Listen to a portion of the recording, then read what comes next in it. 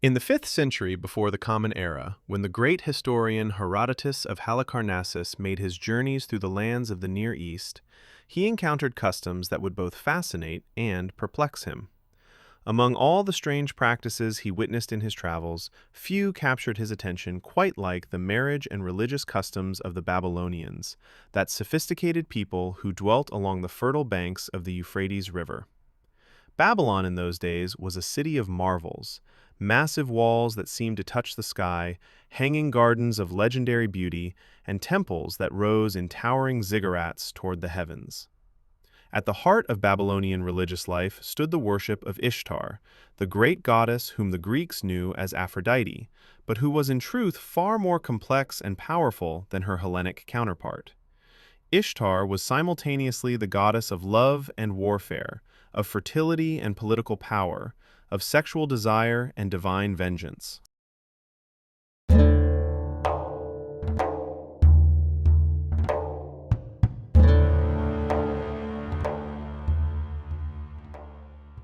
The main temple dedicated to Ishtar dominated the city's skyline, a massive ziggurat that rose in 7 levels, each smaller than the one below, creating a stepped pyramid that seemed to link earth and heaven. Its walls were faced with glazed bricks of brilliant blue, decorated with golden stars and mythological beasts. Within and around this sacred complex, a practice unfolded that Herodotus found both remarkable and shocking. According to the Greek historian's account, every Babylonian woman, regardless of her social station, was required by religious law to fulfill a sacred obligation at least once in her lifetime. She was to go to the precinct of Ishtar's temple, seat herself in the sacred courtyard, and wait until a stranger approached her. This stranger would throw silver coins into her lap and speak the ritual words, "I invoke the goddess Mylitta upon thee," Mylitta being another name by which the Assyrians knew their love goddess. Once these words were spoken and the silver given, the woman was bound by sacred duty to rise and follow this man outside the temple precinct, where they would consummate the encounter. Only after this act was completed could she return home, her religious obligation fulfilled, and proceed with normal courtship and marriage. Never again in her life would she be required to perform this duty.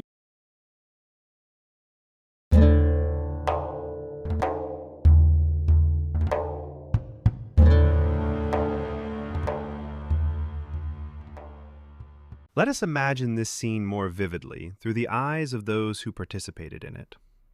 The sun has barely cleared the horizon when Shamhat arrives at the temple complex with her mother and younger sister. Shamhat is 19 years old, daughter of a prosperous date merchant, and today she will fulfill her obligation to the goddess. Her mother has dressed her carefully in a fine linen robe of pale yellow, and around her head winds the prescribed cord that marks her as a maiden performing the sacred duty. She wears a necklace of lapis lazuli beads and copper bracelets, enough to display her family's comfortable circumstances without seeming ostentatious. The temple courtyard is already populated with dozens of women when they arrive. Temple servants, both men and women dedicated to Ishtar's service, move among the waiting women, maintaining order and directing newcomers to appropriate sections. Shamhat's mother speaks quietly with one of the senior female attendants, pressing a small offering of barley into her hand. The attendant nods approvingly and leads them to a section where other women of similar status sit in neat rows. Shamhat settles herself on the cloth her mother has brought, arranging her dress modestly around her legs. The morning air is still cool, but she knows the day will grow hot. Her mother embraces her once, whispers a prayer to the goddess for her protection, and then departs with her sister. Shamhat is now alone among strangers, though surrounded by women in similar circumstances. Around her, the courtyard presents a curious microcosm of Babylonian society. To her left sit several women whose fine clothing and abundant jewelry mark them as daughters of nobility or wealthy merchant families. Their servants have erected small canopies to shield them from the sun. To her right, the women are more modestly dressed, daughters of craftsmen, minor officials, or farmers prosperous enough to spare a daughter from labor for a day or two. Further back, in the sections less visible from the main entrance, sit women whose plain, homespun garments and weathered faces speak of harder lives. Some of these women are not young. Shamhat can see gray in the hair of several, and their faces show the marks of disappointment and long waiting. These are the unfortunate ones who have been coming to the temple for years, waiting for someone to choose them and release them from their obligation. As the sun climbs higher, men begin to arrive in greater numbers. They enter through the main gate and walk slowly along the pathways between the rows of seated women. Some are young men, perhaps fulfilling their own first sexual experience in this socially sanctioned way. Others are older, married men who nonetheless feel drawn to make an offering to the goddess. Many are foreigners, merchants, traders, travelers who have heard of this custom and come partly from curiosity, partly from desire. The men examine the women with varying degrees of discretion. Some walk quickly, scanning faces and figures with the practiced eye of someone who knows exactly what he wants. Others stroll slowly, seeming to savor the strange power of this moment, to select any woman present and have her bound by sacred law to accept. Shamhat keeps her eyes modestly downcast, as is proper, but she can sense the men passing, can feel their gazes upon her. Her heart beats faster each time footsteps pause near her position. A shadow falls across her. She glances up through her lashes to see a man standing before her, middle-aged, well-dressed, with the bearing of a successful trader. He studies her face for a long moment. Shamhat holds her breath. But then he moves on, and she releases it in a quiet sigh. Was she relieved or disappointed? She cannot quite say. More men pass. The sun grows hotter. Around her, women are being selected and departing. A beautiful girl 2 rows ahead rises and follows a young man of striking appearance. They make a handsome pair, and Shamhat feels a small stab of envy. An older woman to her right, who must be nearly 30, is chosen by a gray-bearded merchant and departs with evident relief on her face. Near midday, another shadow falls across Shamhat. This time, when she glances up, she sees a young man, perhaps 25 years old, with a kind face and nervous hands. He fumbles in his purse, withdraws a handful of silver coins, more than strictly necessary, a generous offering, and lets them fall into her lap. "I invoke the goddess Mylitta upon thee," he says, his voice carrying a slight tremor. The coins are warm from his body. Shamhat's fingers close around them. She rises, her own hands trembling slightly, and follows him out of the courtyard. A temple servant directs them to one of many small chambers that line the outer walls of the complex, simple rooms furnished only with a sleeping mat and a basin of water for ritual cleansing. What passes between them is simultaneously sacred and profoundly human. The young man is gentle but awkward. Perhaps this is his first time as well. Shamhat feels fear and curiosity in equal measure. The act itself is brief and somewhat uncomfortable, but not painful. When it is finished, they perform the ritual washing together, a strange intimacy between 2 people who will never meet again. They part without exchanging names. He leaves first, making his way to one of the public shrines to offer additional thanks to the goddess. Shamhat waits a few moments, then returns to the courtyard to collect her cloth and her family's things. Her mother will be waiting at home, anxious for her return. As she walks through the temple complex toward the exit, Shamhat notices something she hadn't paid attention to before. The women still sitting in the distant sections, the plain and the unfortunate, some of whom may sit for days or weeks or years before someone chooses them. She feels a wave of gratitude mixed with guilt. By fortune of birth and appearance, her obligation was fulfilled in mere hours, while others endure prolonged humiliation. But such is the will of the goddess, she tells herself. Beauty and hardship are both divine gifts, distributed according to purposes mortals cannot fully understand.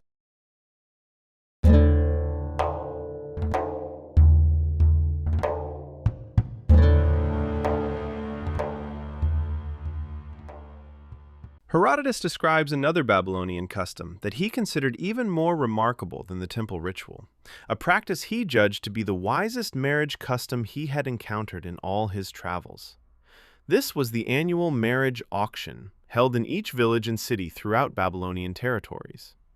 When the maidens of a district reached marriageable age, generally between 14 and 18 years old, they would be gathered together for a public auction. All the eligible young women would assemble in the town square, and a great crowd of men would gather as well, prospective grooms, family members, and curious observers. Let us witness such an auction in a provincial city, perhaps along one of the canals that brought Euphrates water to irrigate the fertile fields of Mesopotamia. The day of the marriage auction arrives with great fanfare. A platform has been erected in the main square, decorated with garlands and banners. The city's appointed auctioneer stands ready, a man named Belshazzar, known for his powerful voice and his skill in managing crowds. He is flanked by scribes who will record each transaction and by guards who will maintain order should the proceedings become heated. In a roped-off area beside the platform sit 23 young women, the eligible maidens of the district. They have been prepared with great care. Even the poorest families have borrowed jewelry and fine cloth to dress their daughters as attractively as possible. Hair has been oiled and arranged, faces painted with subtle cosmetics, nails cleaned and trimmed. Everything that can be done to enhance appearance has been done, for the families understand that beauty today will translate directly into economic value. The young women present a spectrum of natural fortune. Some are strikingly beautiful, blessed with symmetrical features, lustrous hair, clear skin, and graceful figures. Others are pleasant enough in appearance, neither beautiful nor plain. And a few are unfortunate, marked by nature with facial irregularities, ungainly proportions, or the scars of childhood illness.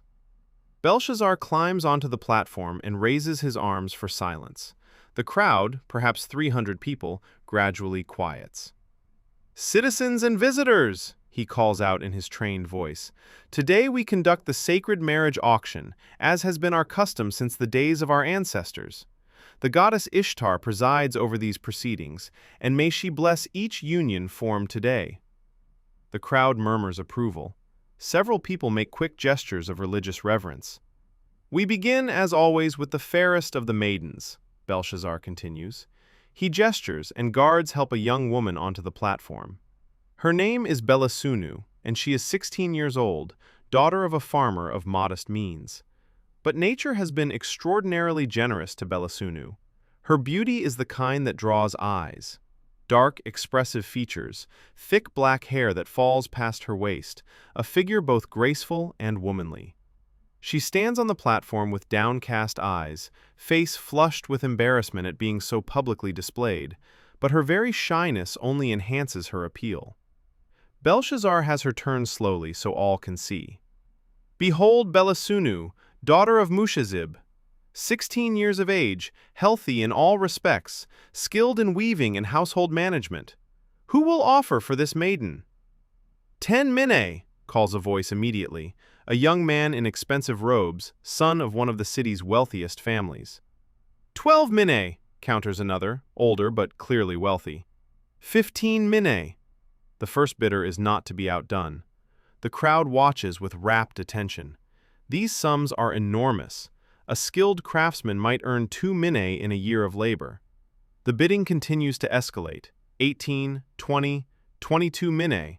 Finally, at 25 minnae of silver, only one bidder remains, a wealthy merchant named Nabu Apla Edina, a man of 40 who already has one wife, but desires a beautiful second wife to enhance his household's prestige. The sum he is paying could purchase a substantial house or a significant amount of farmland. 25 minnae once, 25 minnae twice, sold to Nabu Apla Edina for 25 minnae of silver. The crowd erupts in applause. It is a record price for this district. Arrangements are quickly made for payment. Such amounts are not carried in coin, but will be transferred through contracts and promissory notes. Belisunu is led to her new husband's family, and her father, the modest farmer, can scarcely believe his fortune. The bride price will transform his family's circumstances. The auction continues. The second most beautiful maiden brings 20 minnae. The third brings 15, and so it proceeds through the most attractive women, each commanding substantial sums that are carefully recorded by the scribes. The treasury of the auction accumulates, 25, plus 20, plus 15, plus 12, plus 8, over 80 minae of silver collected from just the first 5 women.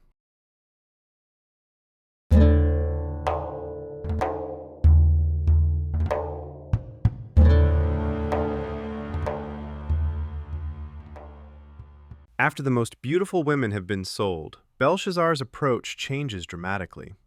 He now brings forward a maiden who, while not ugly, is decidedly plain. Her name is Katanum, daughter of a brickmaker. She has an ordinary face, a stocky figure, and an anxious expression. She stands on the platform, clearly uncomfortable with the scrutiny. "This is Katanum, daughter of Imgur Sin," Belshazzar announces. "She is 17 years of age, healthy, trained in all household arts. She will make a capable wife and mother." But now, instead of asking for bids, Belshazzar makes an offer. "Who will take this woman in marriage? The auction treasury will provide a dowry of 3 minae of silver to the man who weds her." This is the brilliant mechanism that Herodotus so admired. The money collected from selling the beautiful women will now be redistributed as dowries for the plain ones, ensuring that even the least attractive women can find husbands. But even 3 minae does not immediately inspire volunteers. The men must consider that they will be bound to this woman for life. Finally, a voice calls out, "I will take her for 3 minae." But before the deal is struck, another voice interrupts. "I will take her for 2.5 minae." The first man, seeing competition, quickly responds, "I will accept her with only 2 minae." 1.5 minae, counters the second. Belshazzar encourages this reverse bidding. "Come, gentlemen, who will take this healthy young woman for the smallest dowry? She will bear you children and manage your household faithfully." 1 mina, calls the first man desperately. He is a young laborer, poor, and 1 mina of silver represents an enormous opportunity for him. "Sold," declares Belshazzar. "Katanum is betrothed to Ahuni, son of Rim Sin, for a dowry of 1 mina of silver." The young laborer comes forward beaming. With 1 mina, he can set himself up in a trade, rent a workshop, purchase tools. The plain young woman, for her part, is relieved. She will have a husband, a household, the possibility of children, and a respectable place in society. That her husband is poor matters less than that she will not remain unmarried. The auction continues with the remaining women.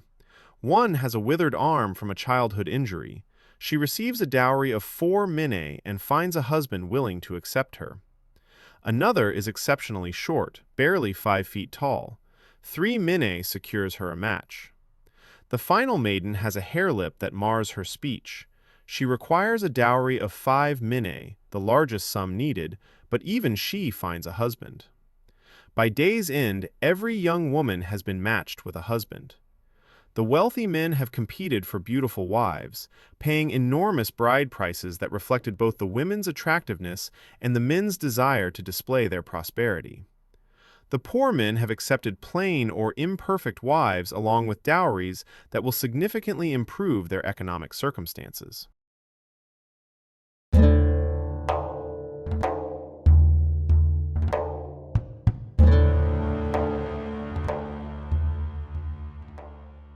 The elegance of this system struck Herodotus forcefully. It solved multiple problems simultaneously. First, it ensured that all women could marry. In a society where unmarried women had few options and little status, this was crucial for social stability. Without such a mechanism, beautiful women from poor families might marry up, but plain women from poor families would remain unmarried, creating a permanent underclass of unsupported women. Second, it channeled male competition and wealth display into a socially productive direction. Wealthy men desired to demonstrate their prosperity and taste. By bidding high prices for beautiful wives, they could satisfy both desires while simultaneously funding the system that maintained social order. Third, it redistributed wealth from the top of society toward the bottom.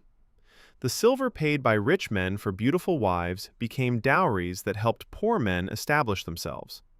This prevented the complete concentration of both wealth and beautiful women among the elite, while giving poor men a stake in the social system. Fourth, it maintained the institution of marriage across all social classes. Everyone could participate.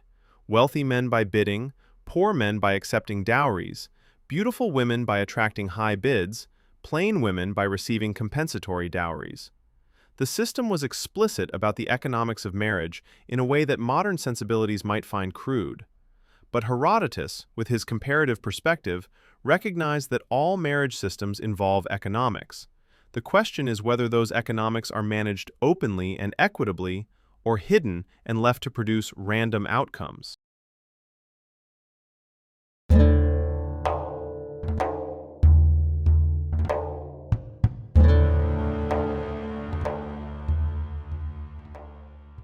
Yet even as Herodotus recorded these customs, he noted their deterioration. The Babylonian Empire had fallen to the Persians. Decades of warfare, disrupted trade, and imperial extraction had impoverished much of the population. The elaborate social mechanisms that supported customs like the marriage auction were breaking down. In the poorer districts, Herodotus observed with disapproval, families no longer brought their daughters to the marriage auction. The system depended on having enough wealthy men bidding high prices to generate sufficient funds for the dowries. As wealth concentration decreased and the middle class eroded, there wasn't enough money at the top of the auction to support the bottom. Instead, desperate families had begun selling their daughters into prostitution. Not the single sacred encounter at the temple, but ongoing commercial sexual exploitation. Young women were working in taverns and brothels, their earnings supporting families that could no longer sustain themselves through traditional means. This represented not merely a change in custom, but a social collapse. The earlier practices, whatever their moral complications, were integrated into functioning social and religious systems. They had clear rules, religious sanction, and mechanisms for transitioning women into respectable married life. The prostitution Herodotus observed was desperate and chaotic, a symptom of a society in distress.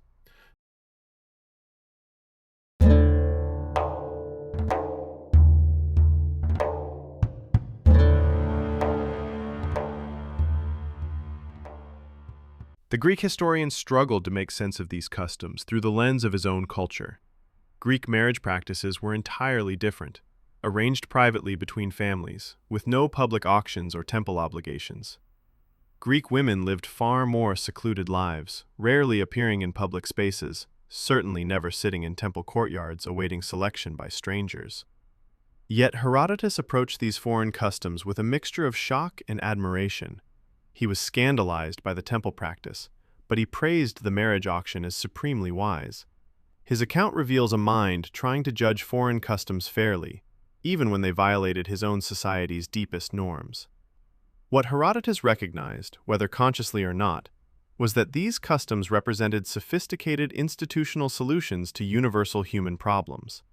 Every society must manage sexuality, arrange marriages, integrate women into social structures, and handle inequalities of beauty, wealth, and status.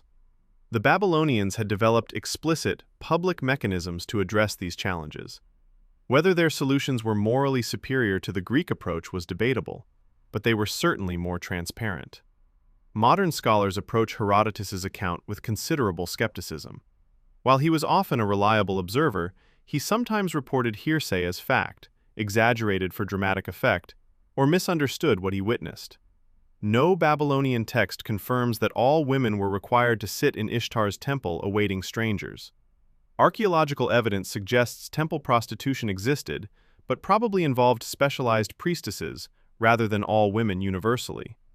The marriage auction finds somewhat better support in Mesopotamian legal texts, which reference various bride price and dowry practices, though perhaps not in the exact auction format Herodotus describes. Yet even if Herodotus got details wrong, his account preserves something valuable, a glimpse of how ancient societies thought about marriage, sexuality, and social organization. These customs, whether exactly accurate or partially misunderstood, reveal the profound differences between ancient and modern assumptions about the relationship between religion and sexuality, public and private, individual choice, and social obligation. The strange customs of ancient Babylon, as filtered through Greek eyes and recorded for posterity, continue to fascinate precisely because they challenge us to imagine radically different ways of organizing fundamental aspects of human life.